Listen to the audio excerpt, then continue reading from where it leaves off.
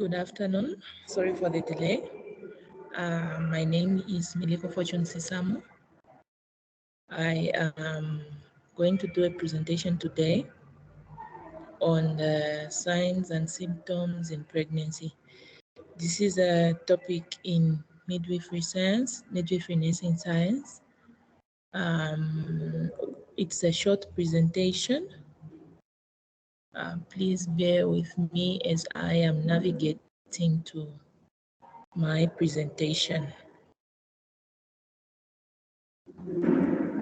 Just bear with me. Let's just browse, upload from this computer.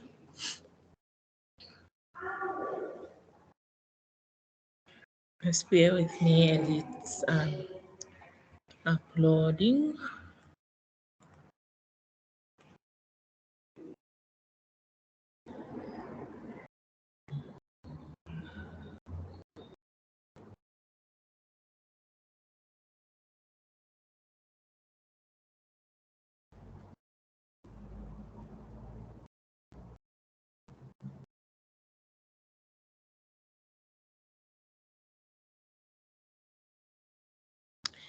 Okay, hopefully my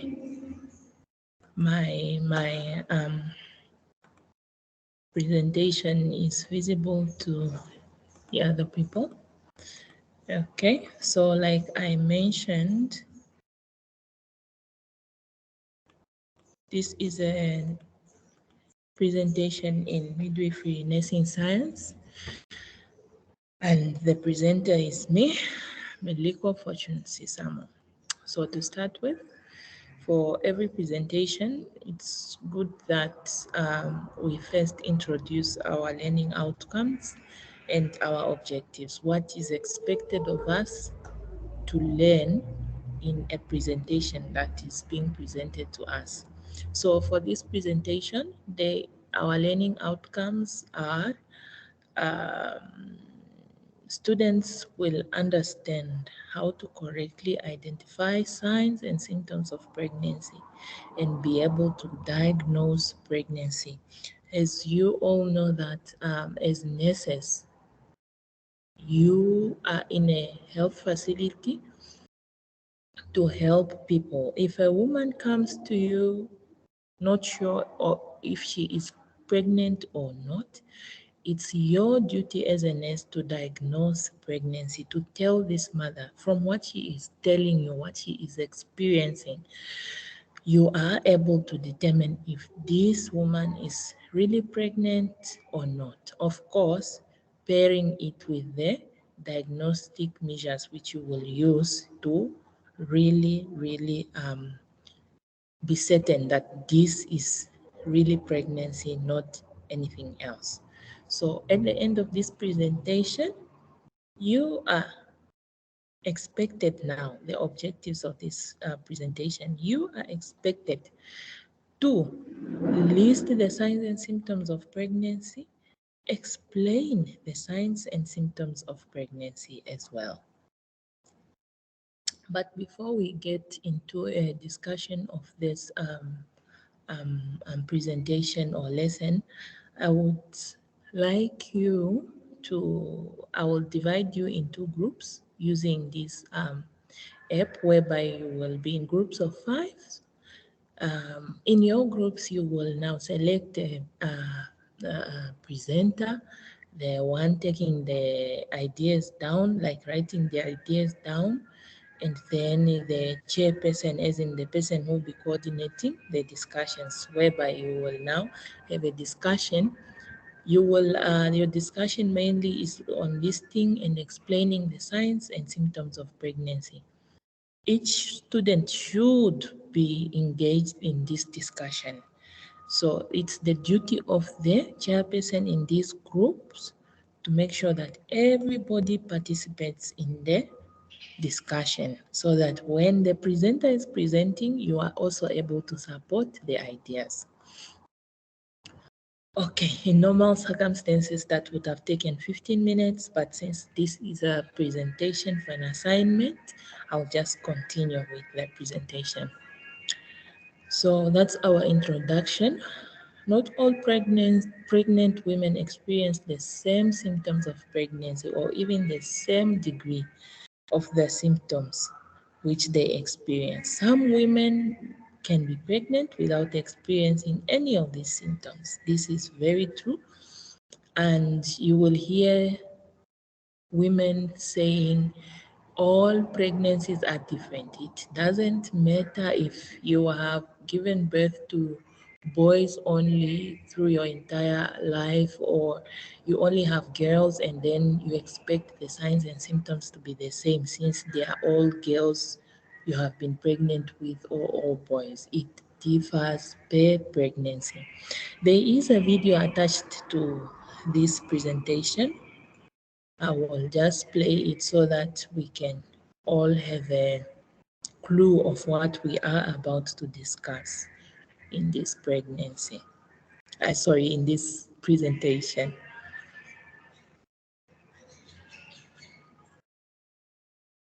So I need you to listen very carefully. I need you to listen very carefully. It's a video which is recorded in an Indian accent. Some of the words or the pronunciation won't be so clear. So I need you to listen very attentively. And the fact that this is a directly playing from YouTube, you can copy this link while you are perusing through the this presentation, and then you can still watch it later. It's just to give you an idea of what we are going to discuss in our presentation.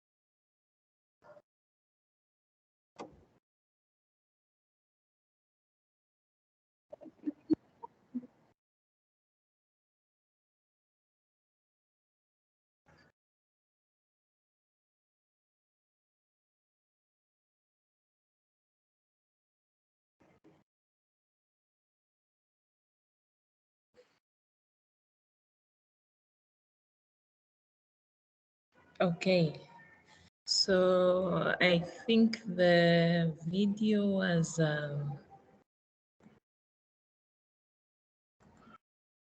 was really helpful. I think we can go back to our presentation now.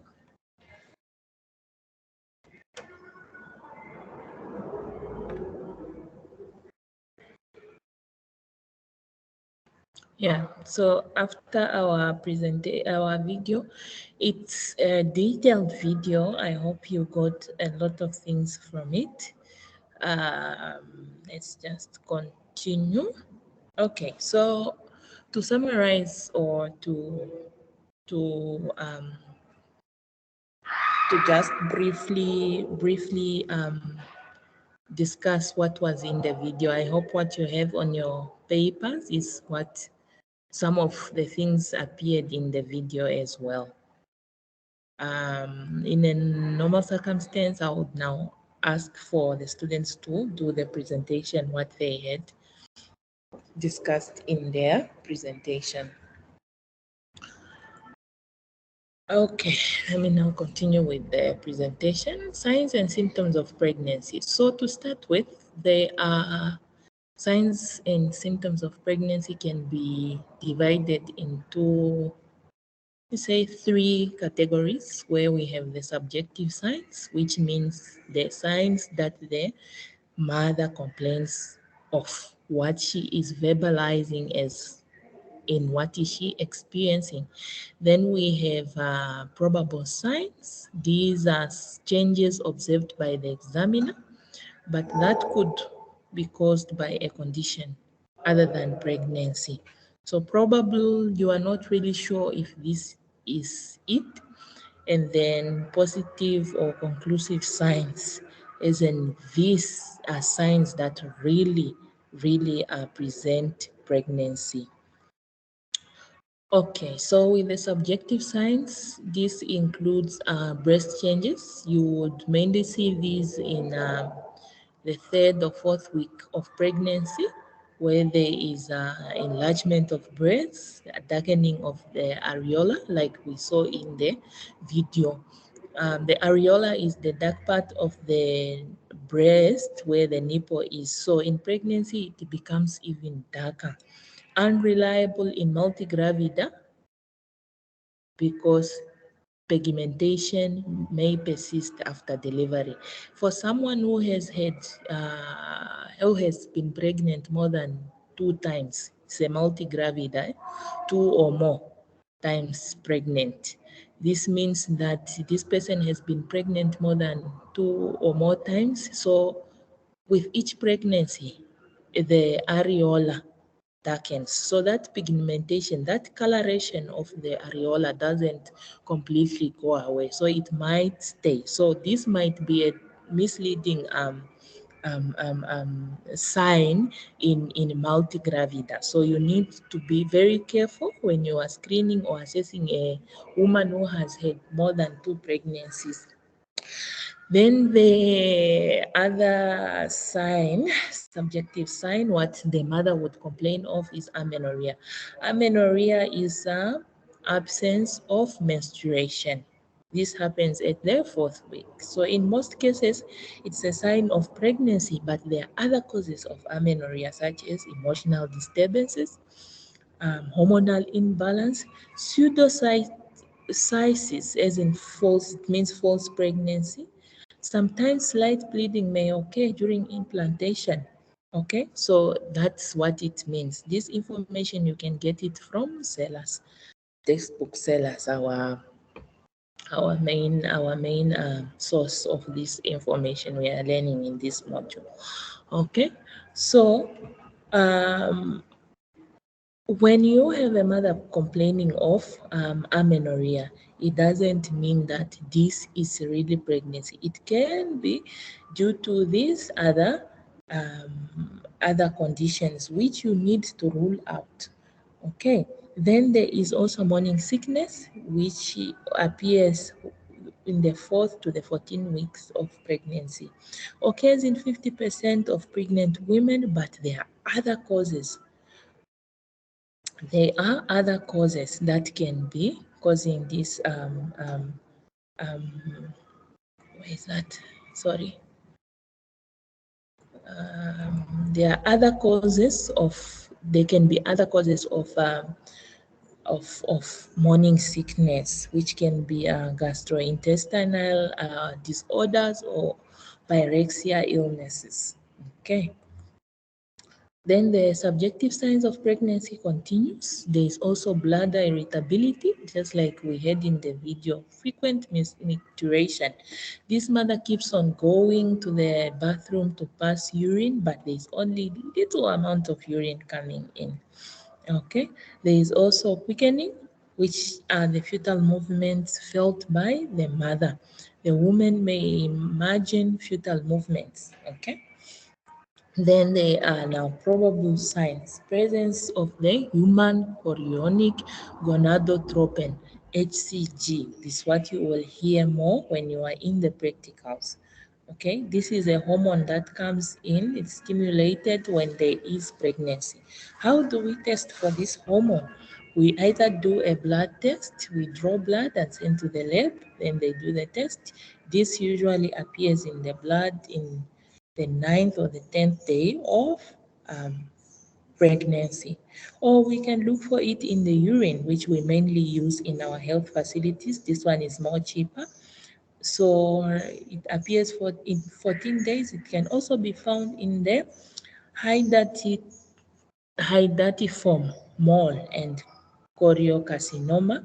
This is a condition whereby there is we suspect cancer, so there can be some HCG in the urine if a person has this condition. Then there is what is called the Chadwick sign, just like in our video. This happens at 8 weeks. It's also known as blue vagina. Okay, so violet blue discoloration of the vagina mucosa due to pelvic congestion. You know there is a lot of blood flow going to the pelvis, a pelvic area. So there would be, if you are to visualize, if you are to examine the vaginal area with the LED light, then you would see that it's discolored because of this. Then there is the Osiander sign, which comes now in 8 weeks plus. This is a sign that we check this using a vaginal examination, whereby the assessor inserts the fingers in the vagina, just like we do